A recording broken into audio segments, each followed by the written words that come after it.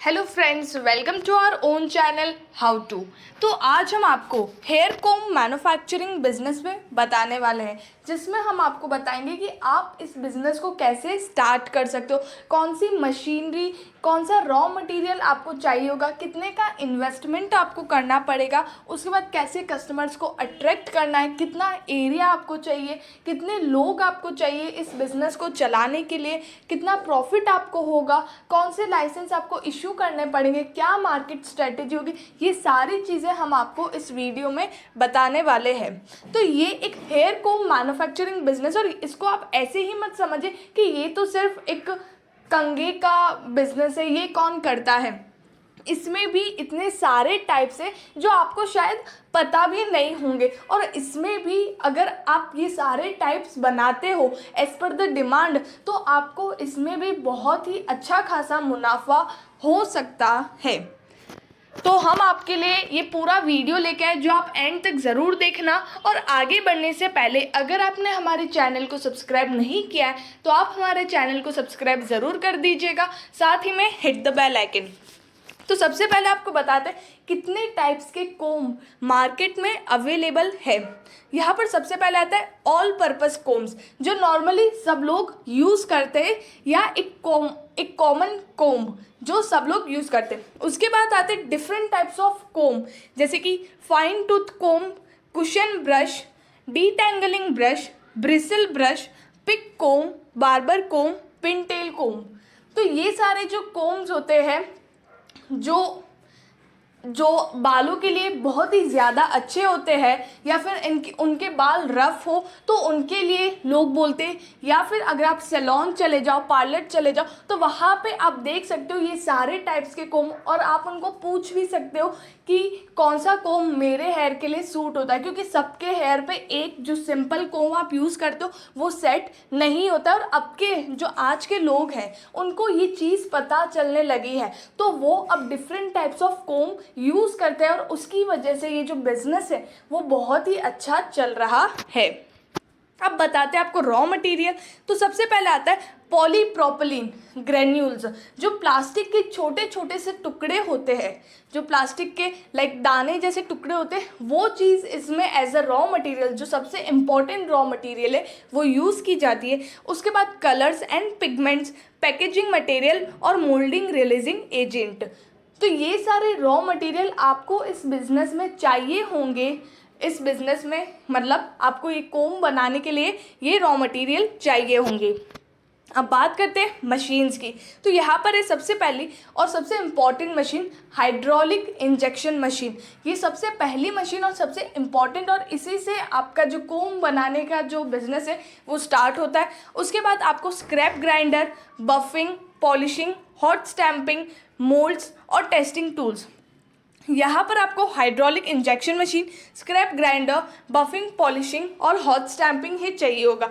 Moulds उसके लिए क्योंकि प्लास्टिक ग्रेन्यूल है, जिससे बहुत सारी चीज़ें बनती हैं, बहुत सारे मोल्ड, मतलब बहुत सारी डिफरेंट चीज़ प्लास्टिक ग्रेन्यूल से बनती है। और अगर आपका कोम का बिजनेस नहीं सेट होता है, या आपको वो डिमांड या फिर आपको वो मज़ा नहीं आ रहा कि और भी सेल हम कर सकते हैं अगर हम किसी और प्लास्टिक के बिजनेस में होते, तो आप मोल्ड लेके आ सकते हो। जैसे आप बाल्टी बना सकते हो, बकेट बना सकते हो, आप ऐसे डब्बे बना सकते हो, या फिर बोल, ऐसी बहुत डिफरेंट चीज़ें आती हैं जो प्लास्टिक की नॉर्मली यूज़ की जा सकती है। तो आप उनके मोल्ड लाकर ये बिज़नेस स्टार्ट कर सकते हो।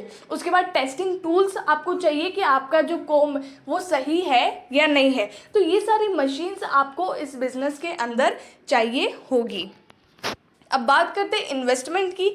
तो यहाँ पर आपको मिनिमम 8 से 12 लाख रुपए का, मतलब इतना इन्वेस्टमेंट आपको करना पड़ेगा। अगर आपकी जो मशीन्स है वो कम कैपेसिटी वाली, तो आपका जो इन्वेस्टमेंट है वो 8 से 12 लाख रुपए तक के बीच में हो जाएगा, मतलब इससे ज़्यादा पैसे आपको नहीं चाहिए।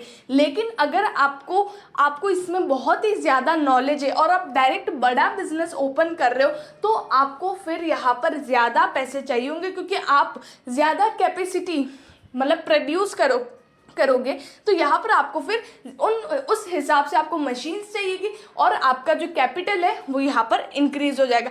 तो आपका इन्वेस्टमेंट 30 से 40 लाख रुपए तक का भी जा सकता है। ये मैंने मैक्सिमम बताया है अगर आपको बड़ा बिजनेस ओपन करना है तो।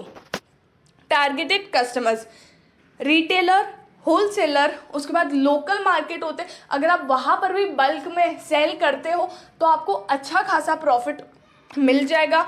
उसके बाद शॉप्स, जो नॉर्मली शॉप होती है जहाँ पर आप सारा सामान देख सकते हो, तो वहाँ पर कोम भी आपको मिलता है। तो अगर आप उनको भी अपना कस्टमर बनाते हो तो बहुत ही अच्छी बात है। उसके बाद कॉस्मेटिक शॉप, उसके बाद पार्लर, सैलून आप ट्राई कर सकते हो वहाँ पर, और ऑनलाइन भी आप इन चीज़ों को सेल कर सकते हो जैसे कि Snapdeal, big basket, Amazon, Flipkart.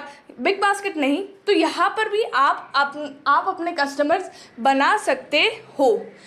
लेकिन इसमें कैसा है ना, अगर आप मार्केटिंग स्ट्रेटजी अगर आप नहीं भी यूज़ करते हो तो वो एक बार चलेगा, लेकिन इसमें आपको घूमना पड़ेगा, आपको बहुत सारी शॉप्स पे जाना पड़ेगा, आपको रिलेशन बनाने पड़ेंगे और अपने कस्टमर्स, अपने क्लाइंट्स को बिल्ड करना पड़ेगा। ये बहुत ही ज़्यादा इम्पॉर्टेंट चीज़ है इस बिज़नेस के अंदर। मार्केटिंग स्ट्रेटजीज, यहाँ पर आपको digital marketing, advertising, sales promotion, direct marketing, ये स्ट्रेटजीज भी अगर आप यूज़ करते हो तो आपका बिजनेस और भी जल्दी ग्रो होने के चांसेस है। लेकिन इसमें जैसे कि मैंने आपको बोला कि अगर आप स्ट्रेटजीज मार्केट स्ट्रेटजीज यूज़ नहीं करते हो तो भी चलेगा, लेकिन जैसे आपको पर्सन टू पर्सन आपको मिलके जो रिलेशन बनाने होंगे वो बहुत ज़्यादा इम्पॉर्टेंट है। अब बात करते हैं यहाँ पे एरिया की। 2000 से 2500 स्क्वायर फीट एरिया आपको इस बिज़नेस के अंदर चाहिए होगा और 8 से 10 लोग चाहिए होंगे। और अगर आपका बिज़नेस और भी बड़ा करते हो तो यहाँ पर आपका जो मैन पावर है वो और भी बढ़ जाएंगे। लाइसेंसेस, तो यहाँ पर आपको अपने फॉर्म को रजिस्टर करना पड़ेगा। उसके बाद MSME, उद्योग आधार, देन GST और NOC। अगर आप कोई भी मशीन अपने बिजनेस के अंदर बिल्ड करवाते हो तो आपको NOC लेना, मतलब इस लाइसेंस को इशू करना ही पड़ेगा। और GST, अगर आपका कोई भी फ्रेंड CA हो या आपके आजू बाजू में तो आप उन्हें रेफ़र कर सकते हो। अब बात करते हैं प्रॉफिटेबिलिटी की, तो इस बिज़नेस के अंदर आपको 30 से 40% का प्रॉफिट आराम से मिलेगा। और अगर आप और भी जल्दी ग्रो होते हो तो आपका मतलब स्टार्टिंग में आपको अपना प्रॉफिट मार्जिन कम रखना पड़ेगा, लेकिन बाद में आप अपने प्रॉफिट मार्जिन को इंक्रीज़ कर सकते हो और भी अच्छा खासा मुनाफा आपको इस बिज़नेस के अंदर हो सकता है। बाकी प्रॉफिट आपके प्रोडक्शन और आपके बिजनेस मॉडल पे डिपेंड है। तो ये था हेयर कोम मैन्युफैक्चरिंग बिजनेस के बारे में, जो बहुत ही शानदार बिजनेस है और डिमांडिंग बिजनेस है। अगर आपको वीडियो अच्छा लगा हो तो प्लीज़ सब्सक्राइब आवर चैनल, और ऐसे और भी कंटेंट वाले वीडियोस आपको चाहिए हो तो प्लीज़ सब्सक्राइब आवर चैनल, और साथ ही में लाइक, शेयर एंड कमेंट ज़रूर करिएगा। अगर आपको कोई भी डाउट हो बिजनेस रिलेटेड तो आप हमें कमेंट सेक्शन में ज़रूर पूछिएगा। Thank you.